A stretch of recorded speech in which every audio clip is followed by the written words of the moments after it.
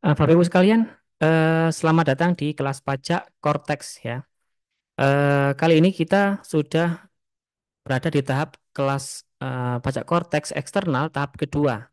Sebelumnya kita sudah melakukan sosialisasi kelas pajak Cortex tahap satu di bulan September 2024. Karena sudah selesai tahap satu, kita lanjutkan di tahap 2, yaitu mulai bulan Oktober sampai dengan Desember 2024. Kali ini kita akan menerangkan ya terkait aplikasi Cortex bagaimana nanti di tahun 2025 ya, eh, aplikasi Cortex ini sudah launching Bapak Ibu sekalian. Sebelum aplikasi Cortex launching, kita harus tahu dulu nih ya, aplikasinya bagaimana sih? Cortex ini bagaimana? Alur kerjanya atau probisnya bagaimana? Nanti kita akan bahas bersama-sama. Tetapi sebelumnya kita akan bahas dulu terkait Cortex ini seperti apa ya. Perlu kami jelaskan dulu disclaimer terkait aplikasi ini Bapak Ibu ya. Yang pertama, kegiatan edukasi ini dilaksanakan dengan menggunakan prototype Cortex. Artinya prototype ini masih dalam tahap pengujian Bapak Ibu sekalian ya. Berbeda dengan aplikasi Cortex yang akan di launching nanti ya.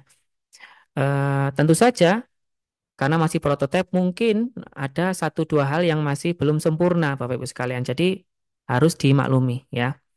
Kemudian yang kedua, ketika kita praktek menggunakan aplikasi Cortex yang prototype, kita nanti akan input data ya. Kita akan buka data.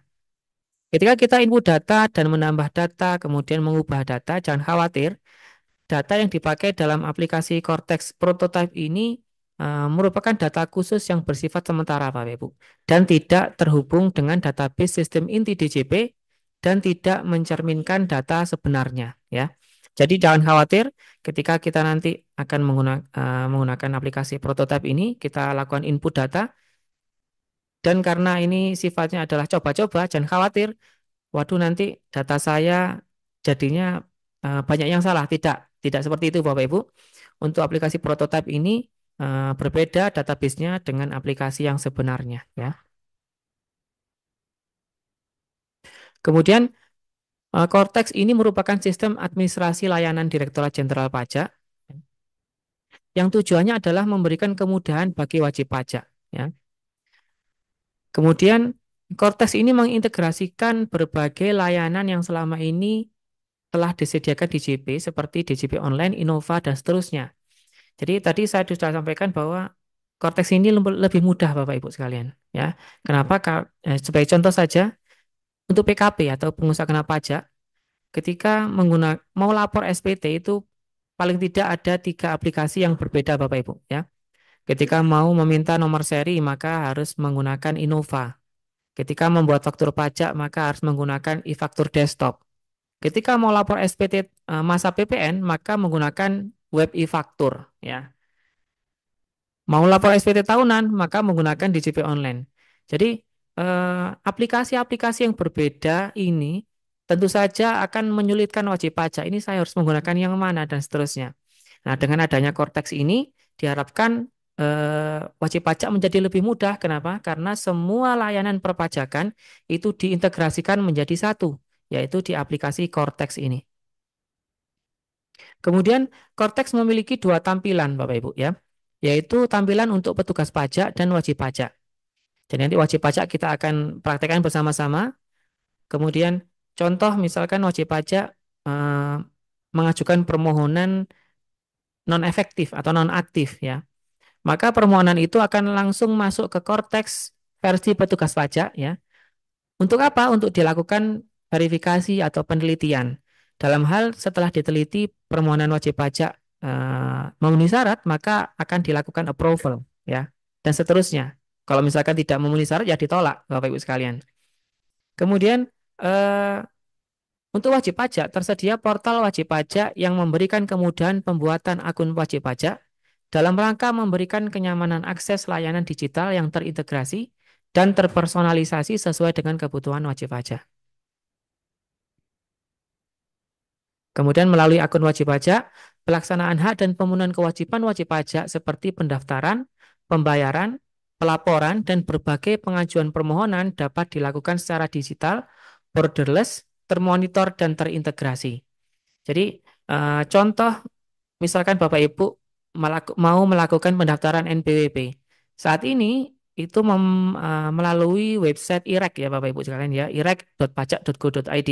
Nanti ketika Cortex launching, maka pendaftaran NPWP juga melalui aplikasi Cortex. Jadi tidak menggunakan alamat website lain. Kemudian permohonan-permohonan yang lain seperti pengukuhan PKP, kemudian permohonan NE, kemudian pencabutan pengukuhan PKP dan seterusnya itu semuanya tidak perlu diajukan di KPP Bapak Ibu, tetapi bisa melalui aplikasi Cortex. Kemudian arti borderless. Borderless artinya Bapak Ibu sekalian bisa mengajukan semua permohonan perpajakan di semua KPP walaupun bukan KPP terdaftar. Bapak Ibu kalau saat ini Bapak Ibu mau mengajukan pengukuhan PKP maka harus diajukan ke KPP terdaftar. Tidak boleh selain itu. Tetapi nanti ketika aplikasi Cortex ini launching, maka Bapak Ibu sekalian bisa mengajukan di KPP mana saja ya. Kemudian termonitor artinya Bapak Ibu ketika mengajukan permohonan maka Bapak Ibu bisa melihat status permohonan saya ini bagaimana, apakah sudah di-approve atau belum ya atau ditolak begitu. Juga bisa dipantau melalui aplikasi Cortex. Kemudian saat ini Cortex tersedia dalam bentuk purwarupa atau prototype. Namun tampilan akhir Cortex nanti ketika di launching tidak akan jauh berbeda dengan tampilan yang akan Bapak Ibu lihat nanti ketika kita praktekkan Bapak Ibu ya. Kemudian aplikasi Cortex ini dipersiapkan tersedia dalam dua bahasa yaitu bahasa Inggris dan bahasa Indonesia.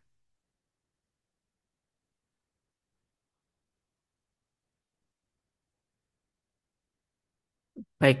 Kemudian Cortex berupaya untuk mengedepankan keamanan dan kenyamanan penggunaan akun wajib pajak, sehingga hanya wajib pajak atau pengurus atau kuasa yang berhak yang dapat mengakses akun masing-masing.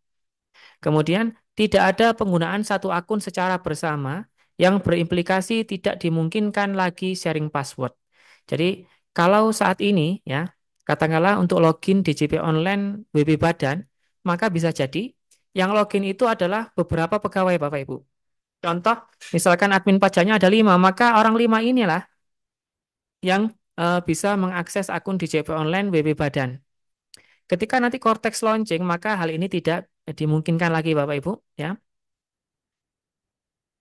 Masing-masing pegawai admin teks ini ya nanti akan bisa diberikan eh, akun masing-masing ya untuk nanti bisa impersonate ke akun WP badannya sendiri-sendiri. Jadi terus apa apa itu impersonate dan seterusnya nanti akan kita bahas lebih lanjut ya. Tujuannya apa? Nah, dilakukan seperti ini tentu saja ketika nanti terjadi misal sengketa hukum ya, keberatan banding dan seterusnya, kita bisa lihat siapa ini yang membuat faktur pajak fiktif ya. Siapa ini yang membuat ibu pot yang tidak sebenarnya ya. Kita bisa lihat siapa yang bertanggung jawab di sini begitu. Itu salah satu mungkin implikasinya Bapak Ibu ya, konsekuensinya.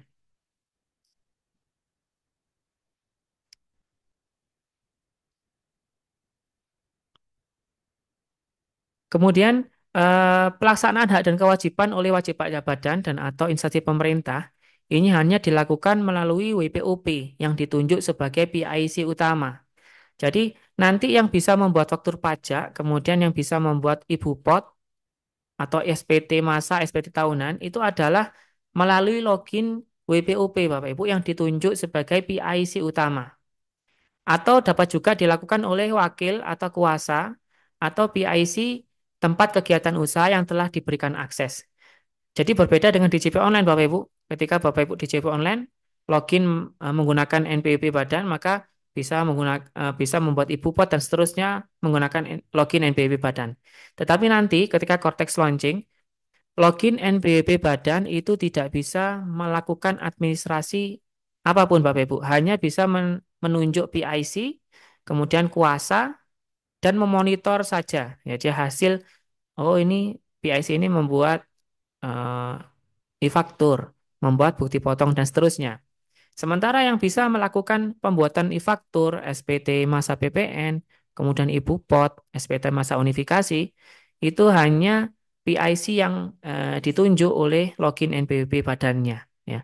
Atau oh, admin-admin pajak yang sudah ditunjuk oleh PIC utama. Kemudian wajib pajak badan dan atau instansi pemerintah hanya dapat menunjuk satu PIC utama. PIC utama dapat memberikan akses sesuai kebutuhan kepada wakil dan atau kuasa. PIC utama juga dapat menunjuk dan memberikan akses sesuai kebutuhan kepada PIC untuk tempat kegiatan usaha atau PIC TKU. Nanti kita akan terangkan. Wajib pajak melakukan pemadanan NIK NPWP atau memperoleh NPWP dalam format 16 digit. Jadi nanti yang bisa mengakses Cortex itu adalah NPWP 16 digit, ya. Jadi mau tidak mau Bapak Ibu sekalian harus segera melakukan pemadanan NIK NPWP untuk bisa mengakses Cortex.